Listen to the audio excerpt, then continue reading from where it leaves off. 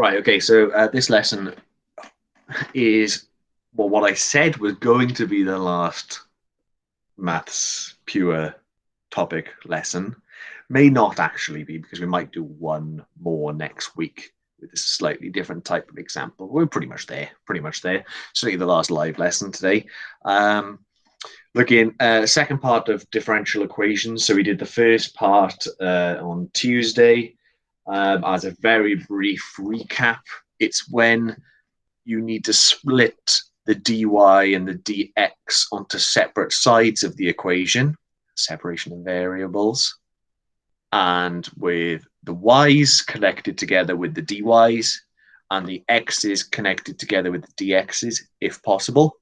Okay, if they're both in the equation. If not, then just make sure one of them is in the right place. So it says in part one, we looked at the separation of variables method to find something called the general solution. So we split it up so that the dy's and the dx's are on the correct side. And once they're on the correct side, we then need to integrate, usually. Okay, if possible. There is a question today where it's not immediately possible to go straight into the integration step. Okay. Now, we come up with an equation at the end that's usually in the form y equals something involving x plus c. All right, so in the general solution, it involves c, but now we actually want to know what the c is to form a more solid general solution. But the only way that we can do that is if we are initially given a coordinate that the curve, because these are curves we're talking about, passes through. So this is similar to like a general equation of a line that you would have done in year 12. So let's have a look at example number one. Some of the Mr. Stratford's notes haven't necessarily come through properly in this. We did have a chat about it earlier. We're not sure why that's the case.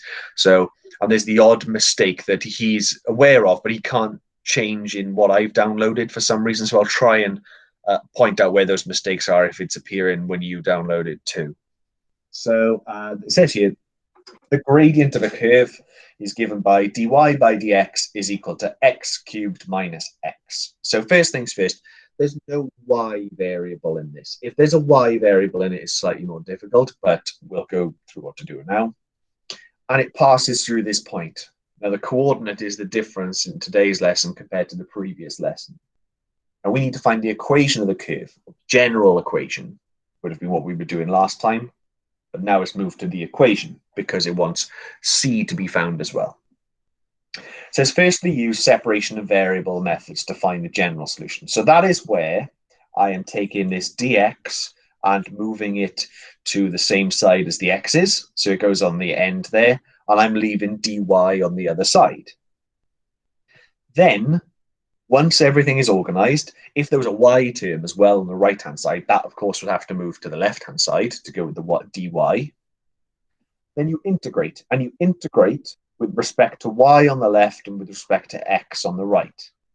Now, remember, technically, dy on its own is 1 dy. So that when we integrate 1 with respect to y, that just comes out to be y. So that's why this y is here. There should be, here's the first mistake, there should be an integral symbol there. Okay, so we integrated 1 on the left with respect to y to get y. We integrate this on the right now to give us x to the power of 4 over 4 minus x squared over 2 plus c. So that's pretty much the type of question, one of the types of question we would have done last lesson. I think it's a type that I did right at the start of the lesson the other day.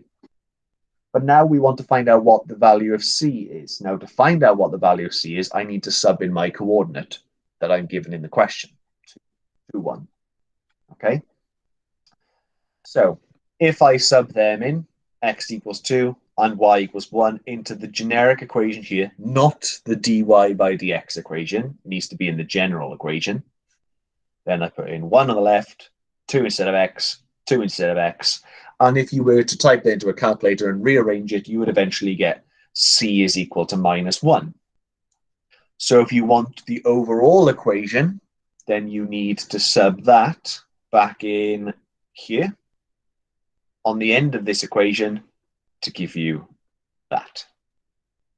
Okay, so the equation of the curve is equal to that.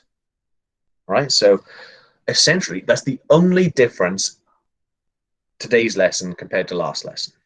Okay, that's the only new thing that we're doing. It's just Mr. Stratford, horrible man that he is, has stuck in some awful questions for us to go through. Okay, so these are really, really testing us, which is good. It's a good thing. Example number 2. So here's my example. I'm just checking whether this is one that went wrong. I don't think it is. Find the particular solution of dy by dx equals 2xy. So this time there's a y variable in there too. It goes through 1, 1, but first of all, I want to express my answer in the form y equals f of x. So I want my general solution in y equals. Then I'm going to sub in my coordinate. Okay, so the steps you'd have to go through are getting the dx on the same side as the x's, which I'm going to keep there, and I'm going to move my y on the same side as the dy. So they're going to swap places. So it's like multiplying by dx, and we're going to divide by y on the other side. And you end up with this line. 1 over y dy, because you're dividing by y, equals 2x dx, bringing that dx at the top. And what we want to do next, once everything is organized on the correct side, is to integrate both sides. We integrate the left with respect to y, and we integrate the right with respect to x. So we're not going to do y to the minus 1, because to be able to integrate 1 over something is nice and easy. 1 over y, when we integrate, comes out to be ln of y. That's one of the rules we need to remember. 2x becomes 2x squared divided by 2. So that's just x squared plus c. Now here comes the difficult step. Now, if you remember, the question wanted it in the form y equals f of x. So in other words, y equals. And the problem is that y is locked at the moment within the ln. Okay. So last lesson I discussed a little trick to get, I think, what was it last lesson? We discussed what to do if the y was in the power, and you have to take logs of both sides. If that was the case, it's sort of in reverse this time. If y is locked within the ln, the trick to take that out to eventually get that to become the subject is this. Take e of both sides. Okay, so we're going to raise e to the power of all this and e to the power of all that. But you can do that because you're doing the same thing to both sides. It is fair. So we end up with e to the power of ln of y equals e to the power of x squared plus c. Now, it's not immediately obvious that you would think to do that, but this is one of the tricks. If you want to get y out of the ln, you need to move it to e to the power of that, because e and ln are sort of inverse operations. So the e and the ln cancel each other out. So it just becomes y. Okay. And you are then left with, on the right-hand side, e to the x squared plus c. Okay. So that's how you would get y out of the ln on its own.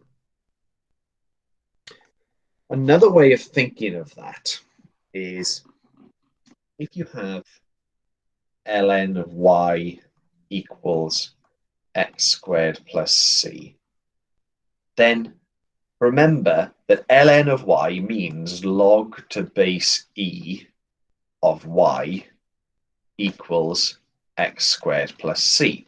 Now, when you have a log equation like that, you can write it without logs in index form, where e is the base number. This bit on the right-hand side is the power,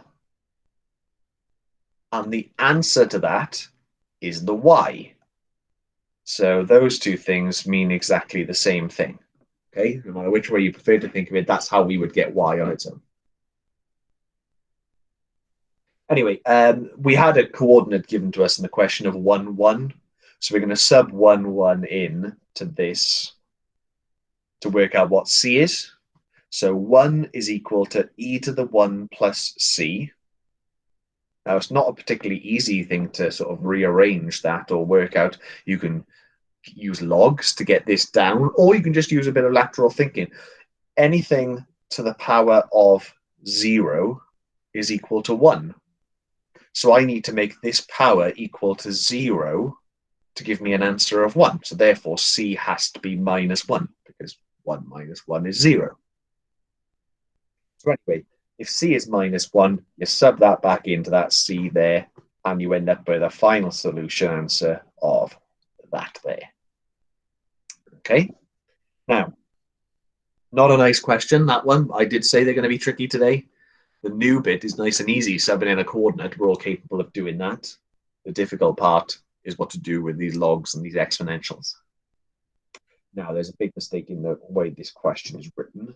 So this one should be dy by dx is equal to 2 over y cos squared x. Okay, that is the equation given to you in the question.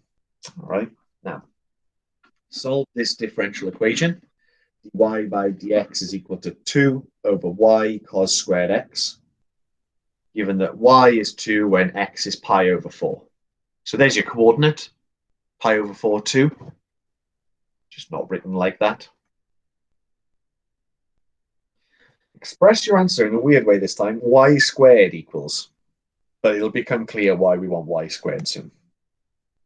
So the separation of variables method, we're given this up here. I want to move the dx over the other side to join the x's, and I want the y to move over the other side to join the dy. And you end up with y dy, sounds stupid, equals 2 over cos squared. You just stick the dx on the end, like that. And of course, our next step is to integrate what you have there. Now, little step here makes things a little bit easier. I can take the 2 out of the integral here, because this is the same as 2 times 1 over cos squared x. So if I'm multiplying by something throughout, I can take that outside. So the 2 can go in front of the integral there, and I'm left with 1 over cos squared. Now, not necessarily so easy to integrate that there. The left-hand side is easy. Integration of y with respect to y is y squared over 2. Keep it like that. Now, this here, you don't know how to integrate anything involving cos squared. Now, you could go around the route of changing cos squared to the one involving cos 2x, the trig identity involved in that. There's a bit of an easier way if you spot it. 1 over cos squared is sec squared. Okay, now sec squared, remember sec is 1 over cos, so 1 over cos squared is sec squared. There is an integration that you are given in the exam, which we've been through a couple of months ago, maybe before Christmas, when we were doing trig. The integral of sec squared is tan. Okay, so as a reminder, if you are differentiating sine x, that's cos. If you are differentiating cos x is minus sine, there is a third one, of course. Tan x is sec squared. Okay, so if you're integrating sec squared, you end up with tan. This one, I think, is given to you in the formula booklet. You might want to double check that, though. Anyway, so there's your equation. It wanted it in the form, eventually, y squared equals. Don't necessarily need to worry about that just yet, but we do need to work out what c is. So if you put 2 in for y there, and pi by 4 in there, you can sub that into a calculator. You can rearrange all of that, and it will end up with 0. Just make sure your calculator is in radian form. So you have c is equal to 0. So that's going to be 0 when you sub that back in there. The question wanted it to be y squared equals, though. So you just need to times by 2 on the other side to give you 4 tan x. Okay. There was something in this box here. I think it was probably that, but I'm not sure. Okay. The last question we're we're going to do. It says tough one. So here we go. Solve this differential equation here. Right, I'm going to ask you a question in a minute, so be on the ball. It's my final question. I'm going to ask you on a live stream, hopefully for the year. Not that I ask you many. So, solve the differential equation 2y dy by dt. Now we've gone for t. It could be x. It's just t instead. Doesn't really matter. Okay. Equals y squared plus 1. Wants you to express y squared in terms of t. So basically make it y squared equals. That's what that's saying. Then we are given coordinates, and it's a show me question to show that you should end up with this. Anyway, solve a differential equation. Let's separate those variables. Now, dy is on the left here with a 2y. So what I'm going to do is I'm going to take this bracket and I'm going to move that to the left. And I'm going to take dt and I'm going to move that to the right. Now, there's no t variable at the moment in this question. And if I move them over the other side, you end up with this. Because you're dividing by the bracket of y squared plus 1. And the dt goes up to the right to be equal to that. Now, remember, dt is technically 1 dt. So we're going to integrate 1 with respect to t on the right. And we're going to integrate all of this on the left. But that is not so easy. This is particularly difficult. This is why Mr. Stratford put tough one in brackets in the title. What method is used to integrate that? That's the question I'm asking you. What method do I use to integrate 2y over y squared plus 1? It is something that you have done recently.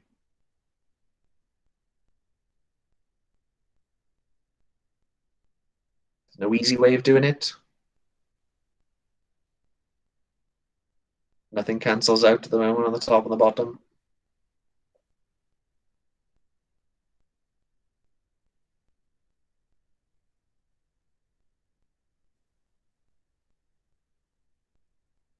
Not sure. It's certainly not bring the bottom up and make it. So is it integration by substitution? Spot on. Yeah. Patrick, is that you? Excellent. Yeah, it is integration by substitution. Good. So we would use substitution when we have a really tricky looking equation like this one here that we don't know how to integrate. But if we sub something in, hopefully something will cancel out and simplify. Now the substitution I'm going to choose is u equals, and if it's a fraction, it does tend to often be the bit on the bottom. Okay, so I'm going to sub in y squared, u instead of y squared plus 1 on the bottom. Now the method, I don't know if the workings come up from here, and they do, but they're covered by this yellow box for some reason here, okay? The method for integration by substitution is choose a substitution, then differentiate it. So in this case, it's going to be du by dy. And that's going to give me 2y on its own. And I need to get dy on its own then, and that becomes du over 2y. And the reason that I want dy on its own is because that is going to be substituted in there, and this is going to be substituted in on the bottom. Now, if you do that, things do cancel out nicely. Okay, so skipping ahead a little bit of a step, okay, this is what we should get for this integral. Now, as a reminder, we did initially have 2y over y squared plus 1 dy, and we subbed u in for the bottom of y squared plus 1, and we subbed du by 2y in for the dy. And if you do that, 2 y's cancel out, and you are then left with the integral of 1 over u, which is ln of u. And if you put the u back in, it's ln of y squared plus 1. So if you're watching this back maybe another time, take the time to pause it as you go along and stuff like that to make sure you understand where that comes from. Okay, so that is how you would integrate the left-hand side. Let's not lose sight of what we were actually doing. It was this equation we're dealing with here. I've now integrated the left-hand side. The integral of the right-hand side is just t, because it's the integral of 1 with respect to t. And you should end up with, where does it come? Here. Okay, so that was by substitution to give me this. And this was nice and easy on the right-hand side. Now I wanted us to write it y squared equals for some reason in the question. So to get this, this is where, remember I did this in a question earlier, if the y, or the y squared in this case, is locked within the log, you need to take e of both sides. So it's e to the left-hand side equals e to the right-hand side, because sort of the e and the ln cancel each other out there, and you're just left with y squared plus 1 equals e to the t plus c. And it wanted y squared equals, so you just move the plus 1 to become minus 1 on the other side. The only thing that's left in this question is that they gave you a coordinate earlier on that we need to substitute in, because we need to find out what c is. The coordinate they gave us was when y is 2 and t is 0. So if you sub them in the correct place, you end up with 2 squared equals e to the 0 plus c equal minus 1, which will be arranged to give you 5 equals e to the c. Now you can work out what the missing thing in the power is. Take ln of both sides. Ln of 5 equals ln of e to the c, and the ln and the e will cancel each other out to just give you c. Okay, so you end up with c, and when you sub it in, that's where c was within the power there. Okay, now we're just going to check this against the question, because the question was a show me question. Show that y squared equals 5e to the t minus 1. Let me just write that down. 5e to the t minus 1.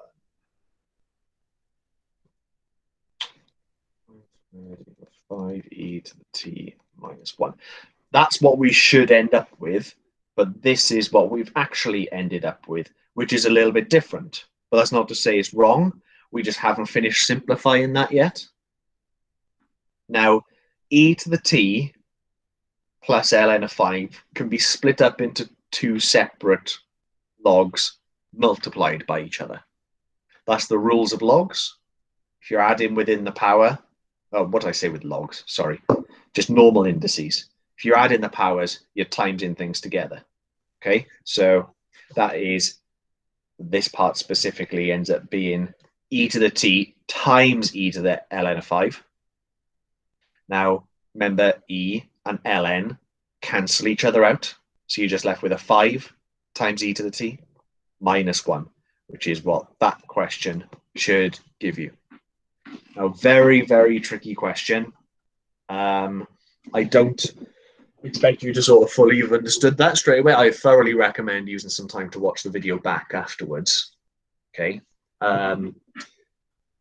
Strapp has put some practice questions, only a couple on the end, if you want to have a go. I don't know if there's solutions to these. So if you want to have a go, message us for some solutions, if you want to have a go.